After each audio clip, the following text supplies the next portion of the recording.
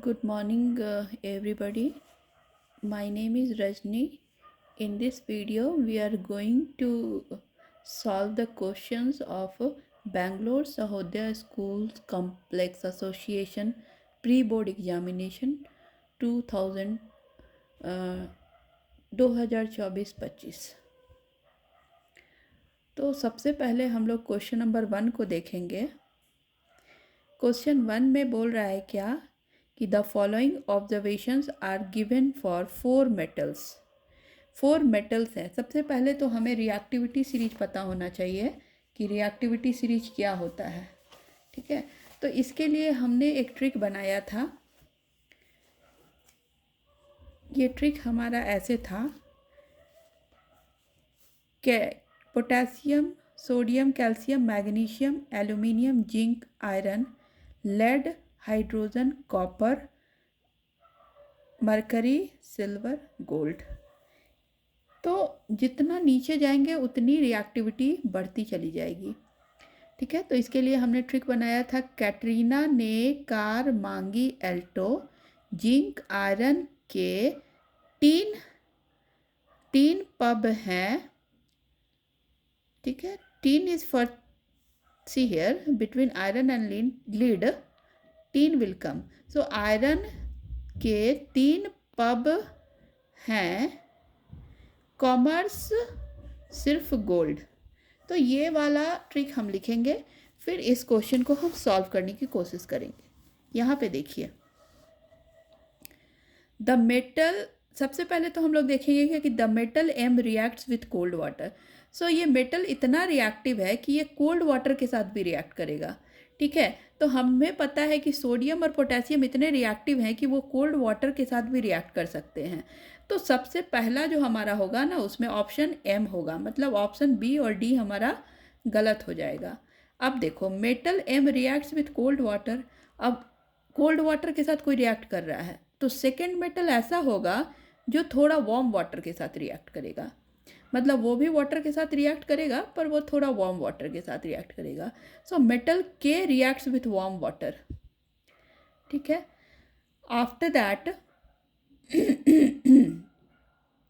एक ऐसा मेटल आएगा जो कि वाटर से तो रिएक्ट नहीं कर सकता है, पर हाँ एक्वस सॉल्ट सॉल्यूशन को डिस्प्लेस करेगा, एच को एक्वस सॉल्ट सॉल्यूशन से। किसी और मेटल है जिसका एक्वस सॉल्ट सॉल्यूशन है, उस मेटल से H प्लस आयन उस मेटल से H प्लस आयन को वो डिस्प्लेस करेगा। मतलब मेटल जो L है ना, वो थर्ड मोस्ट रिएक्टिव होगा। तो सबसे पहले है metal M reacts with cold water, second is metal K reacts with warm water, third is metal L does not react with water but displaces metal H from its aqueous salt solution. Okay, so जो कोई दूसरा metal है H, उसका कोई salt solution है, उससे वो react कर जाएगा और डिस्प्लेसेस मेटल H को डिस्प्लेस कर देगा उस सॉल्ट से, और वो खुद रिएक्ट करके मेटल L उस सॉल्ट सॉल्यूशन में रिएक्ट करके खुद अपना एक कंपाउंड बनाएगा और मेटल H को वो डिस्प्लेस कर देगा। लास्ट है metal H does not react with dilute acid. So metal H इतना लेस रिएक्टिव है, जो कि हमारे रिएक्टिविटी सीरीज में आप देख सकते हैं। सॉरी, गोल्ड और सिल्वर जो है ना, वो लीस्ट रिएक्टिव की सीरीज़ में आता है, और जो मेटल H है ना, वो भी बहुत लीस्ट रिएक्टिव है। मतलब आप इसको HCl या फिर कोई एसिड में भी डालोगे तो वो रिएक्ट नहीं करेगा। जो हमने एक्वा रीजिया का जो हमने बताया था ना, कि एक्वा रीजिया एक ऐसा सॉल्यूशन है जिसमें कि हम मेटल के सॉल्ट के फॉर्म में उसको रख सकते हैं। बाकी नॉर्मल जो एसिड है ना, जैसे HCl है, H2SO4 है, उसमें मेटल H रिएक्ट नहीं करेगा। सो इसमें हमारा ऑप्शन हो जाएगा मेटल के रिएक्ट्स विथ फर्स्ट हमारा हो जाएगा metal M, second metal K, third metal L and fourth metal H। So our option is option number C। ठीक है, नाउ क्वेश्चन नंबर 2 अब हम देखेंगे, विच of the following statement is true about combustion reaction. तो सबसे पहले हमें combustion reaction होता क्या है उसके बारे में जानना है। तो कंबसन रिएक्शन जो है ना, वो एक ऐसा रिएक्शन है जिसमें हम किसी भी सब्सटेंस को ऑक्सीजन से रिएक्ट कराते हैं या फिर सिंपली बर्न कर देते हैं। तो आपको पता है कि किसी भी सब्सटेंस को बर्न करने के लिए हमें ऑक्सीजन होना चाहिए। सो फर्स्ट ऑप्शन देखेंगे कि they involve the reaction of metal with acid. No, metal का रिएक्शन एसिड से, this is not the combustion reaction. They involve the reaction of non metal with oxygen. या यहाँ पे हमारा ये ऑप्शन सही हो जाएगा कि जो नॉन मेटल है ना, जैसे कार्बन है, ये एक नॉन मेटल है। अगर हम कार्बन को ऑक्सीजन से रिएक्ट करा देंगे, मतलब कार्बन को जला देंगे, जैसे कोल को जला देंगे, तो वो एक कंबसन रिएक्शन हो जाएगा। ठीक है, बाकी ऑप्शन सी और ऑप्शन डी हमारा आंसर नहीं है। They involve the reaction of base with acid. No, acid plus base हमारा सॉल्ट प्लस वाटर बनता है, वो कोई कंबसन नहीं है। They involve the reaction of an acid with the carbonate. This is also not our answer. ठीक है, now question number third. The aqueous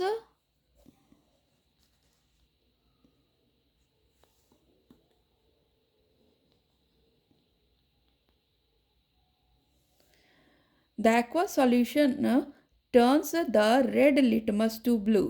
okay, कोई ऐसा एक्वस सॉल्यूशन है जो रेड लिटमस को ब्लू में चेंज कर देता है। ठीक है, तो पहले हम एक सॉल्यूशन लेंगे जो रेड लिटमस को ब्लू में चेंज करेगा, मतलब वो हमारा एक बेसिक सॉल्यूशन होगा। ठीक है, अब excess addition of which of the following given solution would reverse the change. मतलब कोई सॉल्यूशन हम पहले लिए थे जो रेड को ब्लू में चेंज करता था। ठीक है, अब हम क्या करेंगे ना कि ऐसा इसमें से कौन सा ऐसा सब्सटेंस डालेंगे जो ब्लू को फिर से रेड में चेंज कर दे। मतलब क्या कि ब्लू को रेड में चेंज करने के लिए हमें कोई एसिड चाहिए।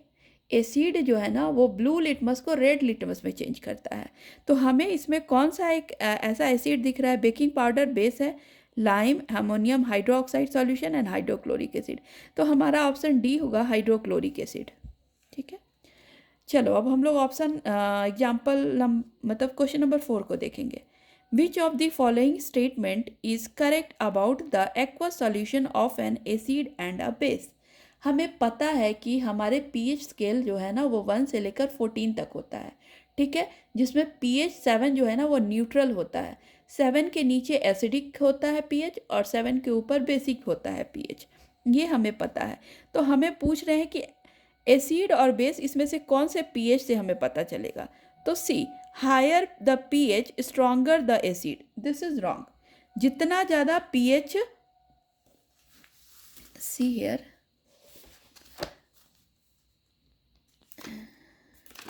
पीएच को जितना ज़्यादा, जैसे ये पीएच स्केल है सपोज, तो जितना ज़्यादा पीएच, सपोज ये 7 है, यहाँ पे 14 है, यहाँ पे 1 2 3 4 5 6 8 9 10 11 12 13।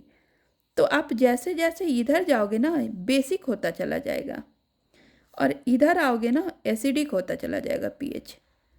ठीक है, तो इस क्वेश्चन के हिसाब से अगर आप देखोगे तो देखिए यहाँ पे बोल रहे हैं क्या कि which of the following statement is correct about the aqueous solution of an acid and a base? Higher the pH, stronger the acid. No. Higher the pH, weaker the acid. जितना ज़्यादा pH बढ़ेगा acid उतनी कमज़ोर होती चली जाएगी क्योंकि ये बेसिक नेचर का होगा।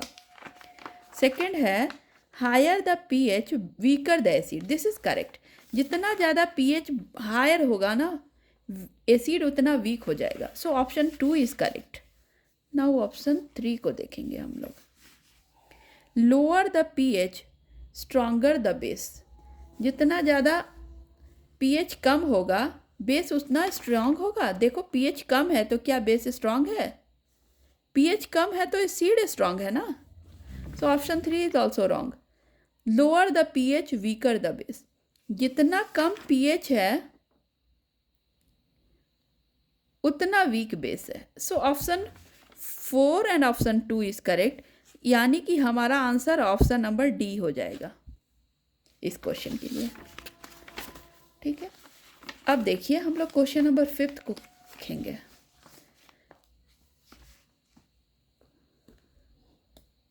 क्वेश्चन नंबर 5 हमसे क्या कह रहा है कि In an attempt to demonstrate electrical conductivity through an electrolyte, the following apparatus was set up. Which among the following statement is or are correct? तो सबसे पहले यहाँ पर एक फ्लास्क लिया गया है, उसमें उन्होंने सॉल्यूशन डाला है डाइल्यूट NaOH का, ठीक है, मतलब NaOH के सॉल्यूशन को लिया है उन्होंने, ठीक है, ये एक बेसिक सॉल्यूशन है, ठीक है, बेसिक सॉल्यूशन है। फिर उन्होंने एक नेल मतलब ऐसे करके उन्होंने एक सर्किट बनाया है, 2 नेल्स लिए हैं, ये एक बीकर है और उन्होंने इसको कनेक्ट कर दिया है बैटरी के पॉजिटिव और नेगेटिव टर्मिनल से, एक बल्ब है, एक स्विच है। तो हमारा ये सर्किट कंप्लीट है, स्विच ऑन है, बल्ब जल रहा है, पॉजिटिव टू नेगेटिव टर्मिनल हमारा करंट का फ्लो हो रहा है, ठीक है, सॉल्यूशन हमारा डाइल्यूट NaOH है, ठीक है। तो सबसे पहले तो हमें ये जानना चाहिए कि ये जो सॉल्यूशन है ना, ये इसको हम लोग इलेक्ट्रोलाइट बोलते हैं, ये जो नेल है इसको हम लोग इलेक्ट्रोड बोलते हैं। इलेक्ट्रोड पॉजिटिव टर्मिनल से negative terminal of the battery से कनेक्टेड है, ठीक है। ये जो डाइल्यूट NaOH सॉल्यूशन है, या तो हम एसिडिक सॉल्यूशन ले या बेसिक सॉल्यूशन ले या फिर सॉल्ट सॉल्यूशन ले, कोई भी सॉल्यूशन ले, करंट का फ्लो होगा, क्योंकि जैसे ही वो सॉल्यूशन हम लोग लेते हैं ना, वो वाटर का सॉल्यूशन लेते हैं, NaOH को वाटर में हमने डिसॉल्व कराया, तो Na+ और OH- अपने आयंस में टूट जाएंगे, NaOH अपने आयंस में टूटेगा और Na+ और OH- में चेंज हो जाएगा। अगर एसिडिक सॉल्यूशन भी लेते, सपोज हम HCl लेते हैं तो H+ और Cl- में टूट जाता वो, या फिर सॉल्ट लेते सपोज Na+, NaCl, तो Na+ और Cl- में भी वो टूट जाता। तो आयंस कहीं भी फ्लो होगा ना तो करंट प्रोड्यूस होगा ही, ठीक है। अगर आयंस कहीं भी है, आयंस के फ्लो के वजह से करंट प्रोड्यूस होता है। करंट 2 तरीके से प्रोड्यूस होता है, या तो हम उसको किसी वायर में फ्लो कराएंगे तो वहाँ पे फ्री इलेक्ट्रॉन्स का फ्लो होता है, या फिर अगर हम किसी सॉल्यूशन से करंट को फ्लो करा रहे हैं तो वहाँ पे फ्री इलेक्ट्रॉन्स नहीं बल्कि आयंस का फ्लो होता है। तो यहाँ NaOH जो है ना, वो अपने आयंस Na+ और OH- में डिसोसिएट होगा, और जब हमारा सर्किट कंप्लीट होगा तो वो आयंस फ्लो करेगा, ठीक है। तो ऑप्शन को देखते हैं, ठीक है। Bulb will not glow because the electrolyte is not acidic, no, यहाँ पे एसिडिक, बेसिक और सॉल्ट कोई भी सॉल्यूशन ले सकते हैं हम लोग, ठीक है, आयंस बस फ्लो होना चाहिए। तो ऑप्शन नंबर 1 हमारा यहीं पे रॉन्ग हो जाएगा। Bulb will glow because NaOH is strong base and furnishes ions for conduction. So option number 2 is also correct, 2 is correct, 1 is wrong, ठीक है। Bulb will not glow because the circuit is complete, circuit complete है तो bulb तो glow होना चाहिए, bulb क्यों नहीं glow होगा? Option number 3 is incorrect. Bulb will not glow because it depends upon the type of electrolytic solution. Bulb correct है कि इलेक्ट्रोलिटिक सॉल्यूशन पर डिपेंड होता है, पर यहाँ हमारा इलेक्ट्रोलिटिक सॉल्यूशन NaOH है ना, तो ये आयंस में टूटेगा और आराम से बल्ब ग्लो होगा। सो हमारा ऑप्शन ए होना चाहिए, option number A will be correct, ठीक है। अब देखो हम लोग क्वेश्चन नंबर 6 को देखेंगे। In a double displacement reaction between aqueous potassium iodide and aqueous lead nitrate, a yellow precipitate of lead iodide is formed. While performing the activity, if lead nitrate is not available, which of the following can be used in place of lead nitrate?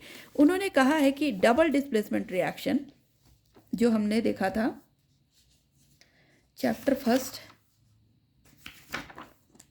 1 second,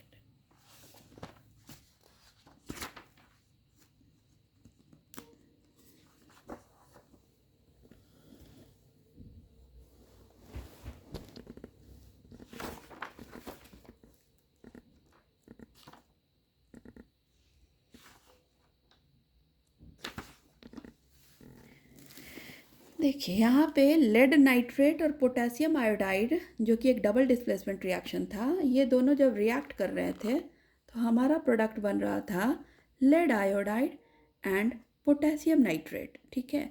तो इन्होंने कहा है कि देखो lead nitrate या potassium iodide कोई भी हम लोग ले रहे हैं रिएक्टेंट में, वो उनका एक्वा सॉल्यूशन लेंगे, ठीक है, एक्वा सॉल्यूशन लेंगे और तब इसको रिएक्ट कराएंगे तो हमारा PPT बनेगा। Lead iodide is yellow precipitate, yellow colour का प्रेसिपिटेट दिखेगा और पोटेशियम नाइट्रेट एक कलरलेस सॉल्यूशन दिखेगा हमें, ठीक है। तो हम इन्होंने कहा है कि लेड नाइट्रेट की जगह पे हम इसमें से क्या ले सकते हैं, कौन सा ऐसा चीज़ ले सकते हैं लेड नाइट्रेट की जगह पे। तो हम लोग लेड सल्फेट इज इनसॉल्युबल, इन्होंने क्लियर किया है कि वो इनसॉल्युबल है। तो हमें तो कोई सॉल्युबल सब्सटेंस ही चाहिए ना, सॉल्युबल कंपाउंड ही चाहिए। तो हम लोग लेड नाइट्रेट की जगह पे लेड एसीटेट ले सकते हैं। अगर हम lead acetate plus potassium iodide लेंगे ना, तो हमारा बनेगा लेड आयोडाइड जो येलो प्रेसिपिटेट होगा, और पोटेशियम एसीटेट हमारा एक नया सब्सटेंस बनेगा, ठीक है। तो इस क्वेश्चन का ऑप्शन नंबर बी करेक्ट होगा, ठीक है। Now question number 7, a student studies the soap solution results in micelle formation which helps to remove the dirt, ठीक है। A student studies that soap solution results in micelle formation, ठीक है। Soap का जो solution है वो मिसल को form करता है, मिसल हम लोग देखेंगे मिसल होता क्या है। which helps to remove the dirt, ठीक है। It has a unique orientation which helps in keeping the dirt out of the water as shown in the figure। तो उनका एक यूनिक ओरिएंटेशन है, एक स्ट्रक्चर, वो यूनिक स्ट्रक्चर बनाते हैं जिसके कारण डर्ट जो है ना वो वाटर से दूर चला जाता है। देखो इसका ये स्ट्रक्चर है, ये हमारा एक सोप के मिसल का स्ट्रक्चर है, ठीक है। ये हमारा मिसल है। यहाँ पे क्या होता है ना कि जो भी सोप है ना उसमें जो है ना पोलार और नॉन पोलार कंपाउंड्स होते हैं, मतलब आयनिक कंपाउंड जो है ना उसके बाहर वाले एंड पे होंगे। जैसे यहाँ पे सोडियम जो है ना वो बाहर, मतलब जो कंपाउंड के बाहर वाला स्ट्रक्चर है ना जो आपको यहाँ दिख रहा है वो हमारा सोडियम होगा, ठीक है।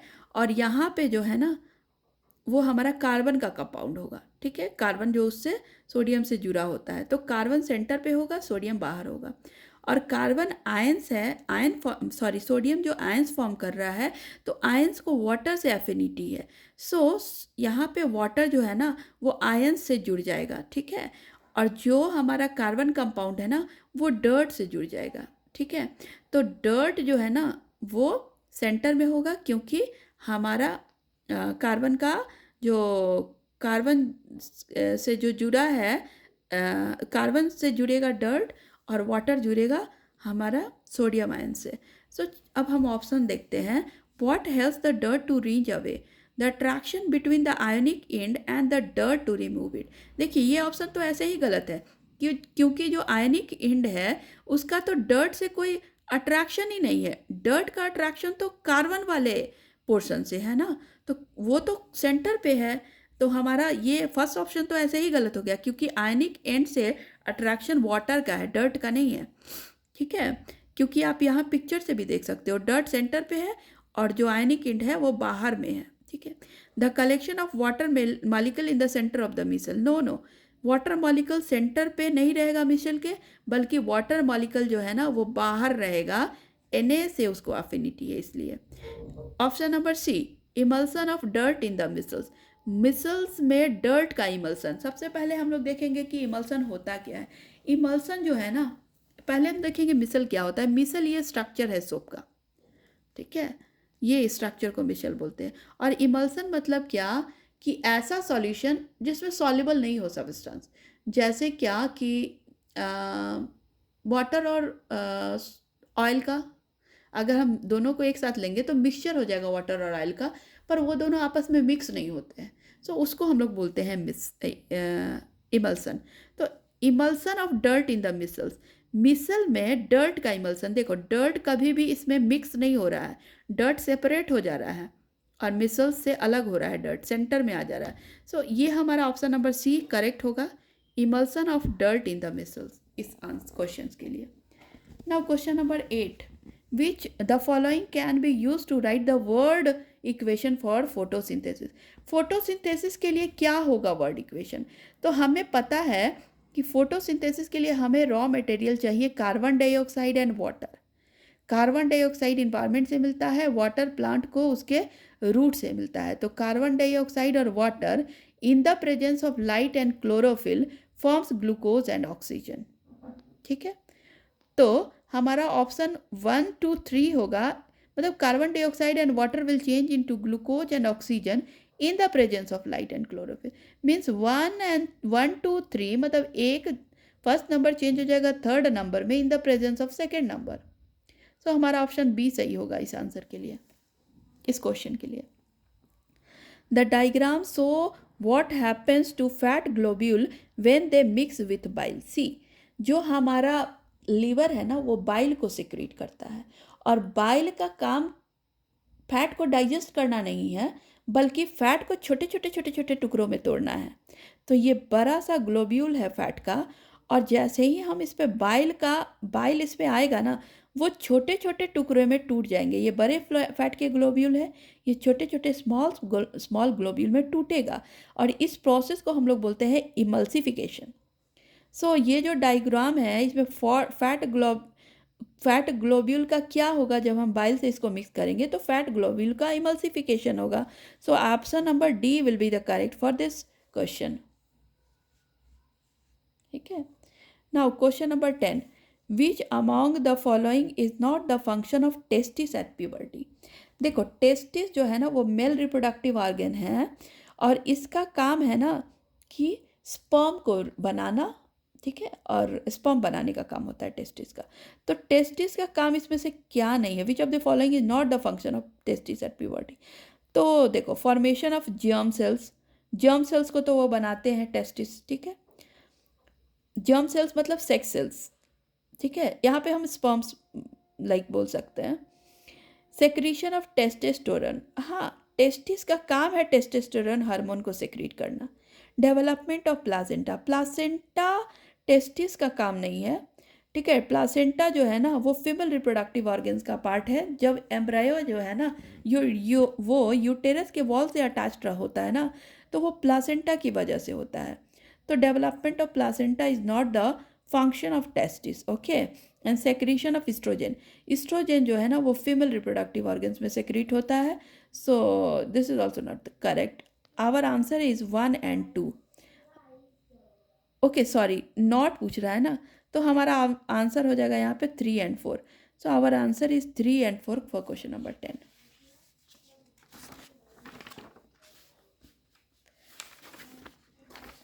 अब हम क्वेश्चन नंबर 11 को देखेंगे। इस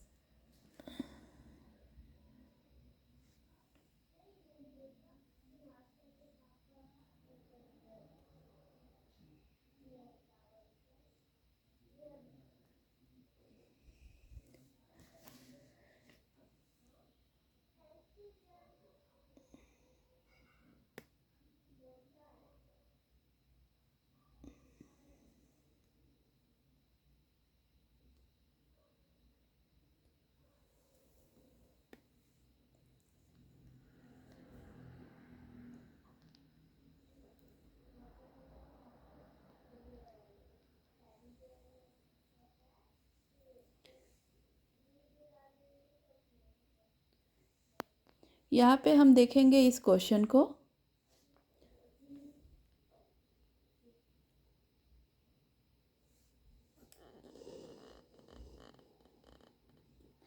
ठीक है, तो क्वेश्चन नंबर 11 को देखेंगे हम लोग। इसमें बोल रहा है क्या कि look at the figure below and identify the structure level incorrectly.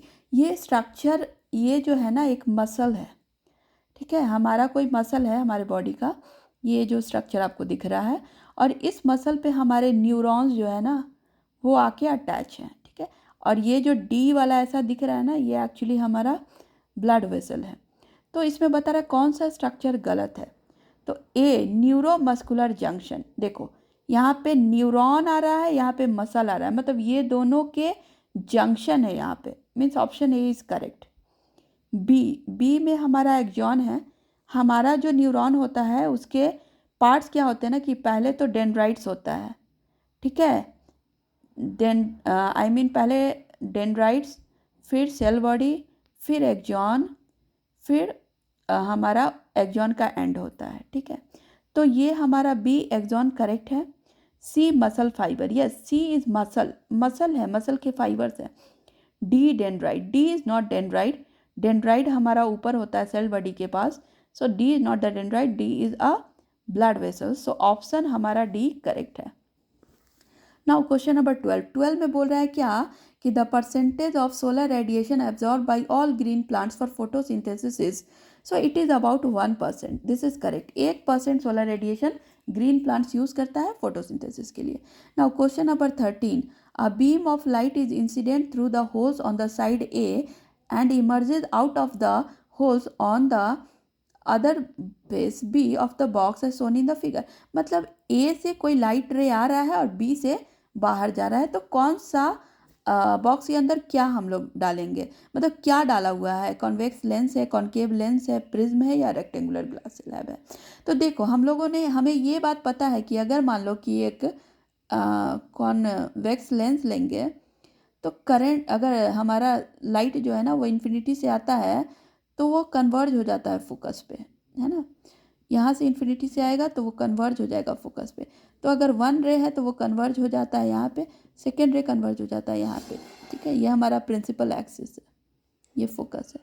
तो आपको यहाँ पे ऐसा कुछ डायग्राम दिख रहा है, आप देखिए रे नंबर 10 यहाँ से आएगा, कन्वर्ज कर जाएगा और 10 यहाँ पे आ जाएगा। रे नंबर 1 यहाँ से आएगा, कन्वर्ज करेगा और निकलेगा यहाँ पर। मतलब हमारा यहाँ पे जरूर कोई कन्वर्जिंग लेंस होना चाहिए and that is option number B, convex lens, ठीक है। Now question number 14, for a convex mirror the image distance v, focal length f and height h is 7.5, the correct representation according to the sign convention is।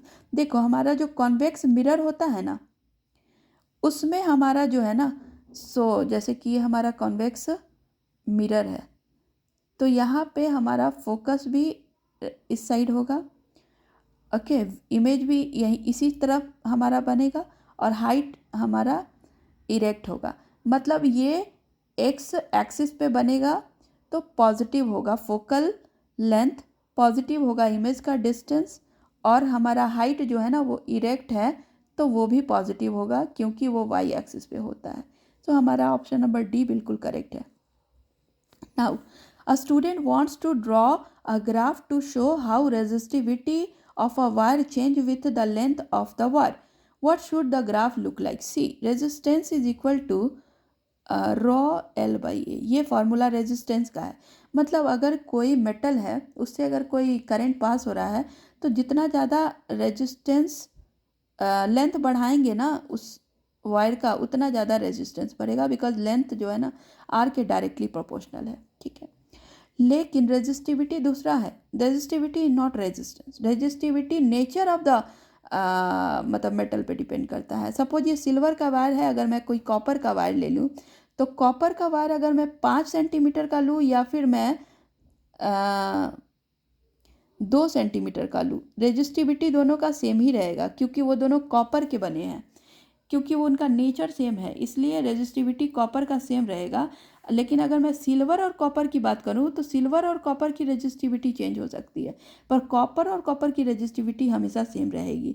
तो question अब देखते हैं, a student wants to draw a graph to show how the resistivity of a wire change with the length of the wire. No, resistivity कभी भी wire के length से depend नहीं करता है। Resistivity always depends upon the nature of the substance, ठीक है। तो यहाँ पर रेजिस्टिविटी जो है ना वो चेंज नहीं होगा, लेंथ आप कितना भी बढ़ा दोगे resistivity will be same. So option D will be the correct answer for this. Now, a metal rod PQ is placed in the magnetic field. The end of the rod are connected with a battery using wires. Where will be the rod move? See, हम लोग पहले इसके लिए दो हम आपको trick बताएंगे। सबसे पहले तो फ्लेमिंग्स लेफ्ट हैंड रूल देखेंगे। देखो फ्लेमिंग्स लेफ्ट हैंड रूल में उन्होंने कहा है कि सबसे पहले तो ये जो थंब है वो हमारा फोर्स है, ये जो ये वाला फिंगर है वो हमारा फील्ड है, और middle finger, index finger is our field, middle finger is our current and this thumb is the force. तो फोर्स फील्ड करंट, देखो हमारा करंट जो है ना वो मिडल फिंगर शो कर रहा है, मैग्नेटिक फील्ड है ना वो इंडेक्स फिंगर बता रहा है। तो थंब हमारा कहाँ जा रहा है, thumb is coming outward, so हमारा ऑप्शन क्या हो जाएगा, upward. Our option will be upward. इसी तरीके से हम लोग palm B, option B will be the correct answer. देखो अब हम लोग सेम क्वेश्चन के लिए राइट हैंड पाम रूल भी यूज़ कर सकते हैं। राइट हैंड पाम रूल में हमारा जो ये फिंगर है ये हमें फील्ड बताता है, और ये जो थंब है वो हमें करंट बताता है, और ये आपका जो पाम है ना वो ऊपर है या नीचे है वो हमें उसकी पोजीशन बताती है, फोर्स का डायरेक्शन। तो आप यहाँ पे रखो, देखो फील्ड हमारा ऊपर है मतलब हमारे ये सारे फिंगर्स ऊपर जा रहे हैं, करंट हमारा इस डायरेक्शन में है मतलब थंब हमारा इधर जा रहा है। तो पाम जो है ना वो कहाँ है, palm is facing where, palm is facing upward, means हमारा करंट अपवर्ड होगा। So option B will be the correct answer for this question. Now question number 17, ये हमारा अजम्पशन एंड रीजनिंग का क्वेश्चन है। हम लोग देखेंगे पहला question, AGBR is use on photographic and X-ray film. Yes, AGBR को हम लोग सिल्वर ब्रोमाइड को फोटोग्राफिक एंड एक्सरे फिल्म में यूज़ करते हैं, this is correct. Silver bromide, silver chloride, उसको हम लोग यूज़ करते हैं, correct. AGBR is photo sensitive and changes to AG and bromine in the presence of sunlight and undergoes decomposition reaction. जी जी बिल्कुल करेक्ट है, क्योंकि जो हमारा सिल्वर ब्रोमाइड है ना, silver bromide, one second, silver bromide जो है ना वो फोटो सेंसिटिव होता है। जब हम सिल्वर ब्रोमाइड को सनलाइट में डालते हैं ना तो क्या होता है ना कि silver bromide is a light sensitive.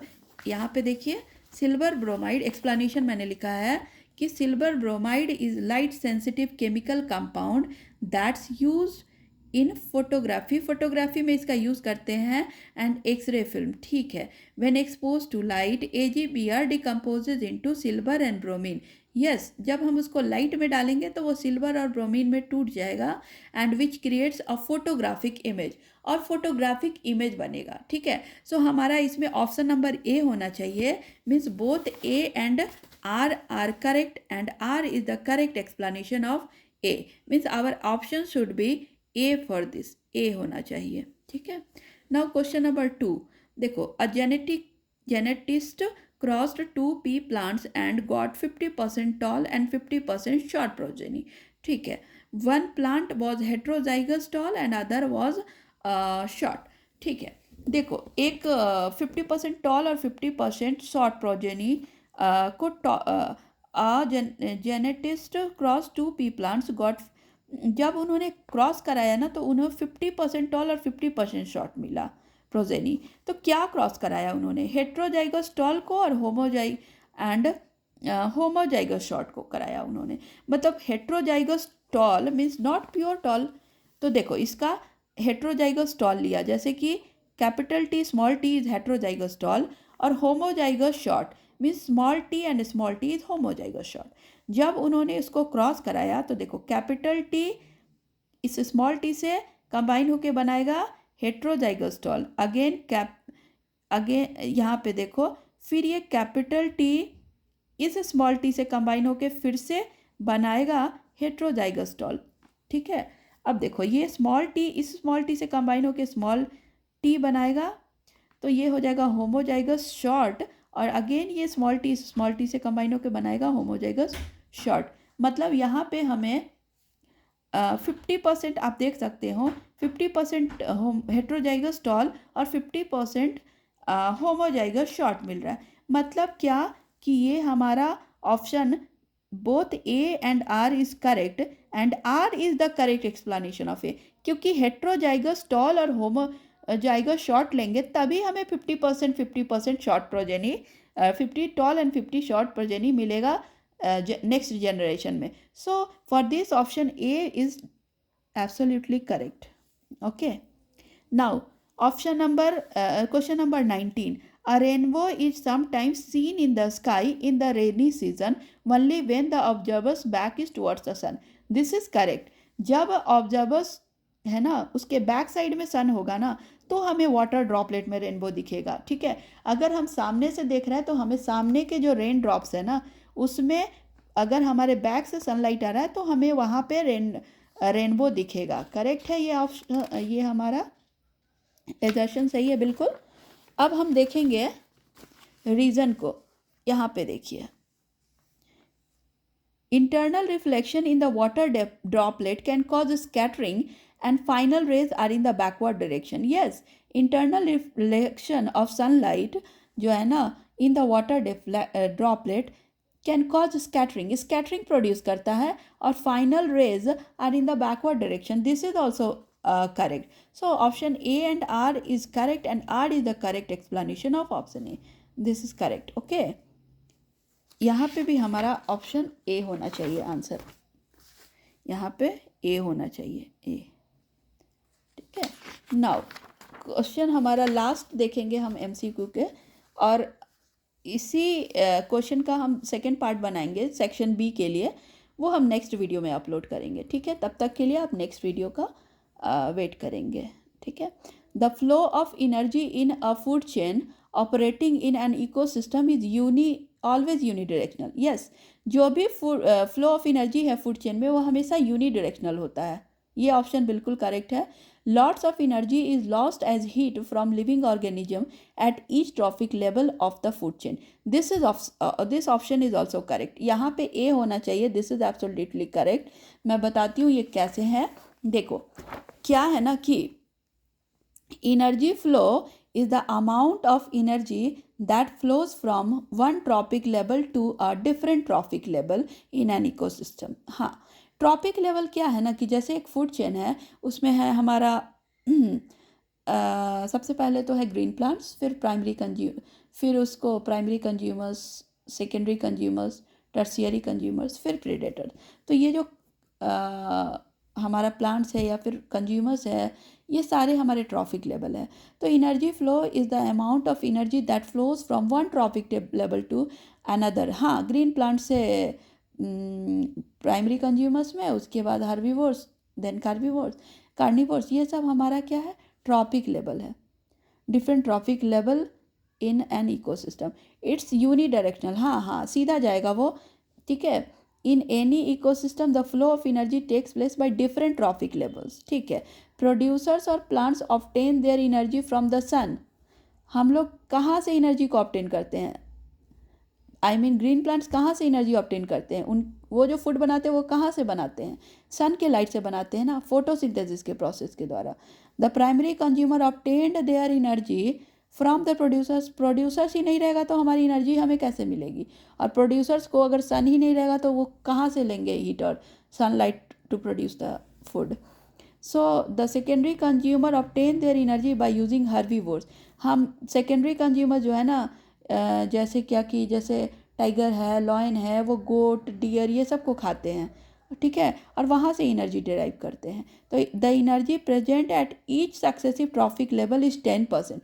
तो हम जो फूड, जैसे प्लांट्स ने जो एनर्जी लिया सन से, उस एनर्जी को वो 10% उसका आगे वाले ट्रॉपिक लेवल को देंगे। फिर जैसे कि ग्रास हॉपर को देंगे, ग्रास हॉपर जो एनर्जी है जो प्लांट से मिला है उसका 10% देगा किसको, फ्रॉग को, ठीक है।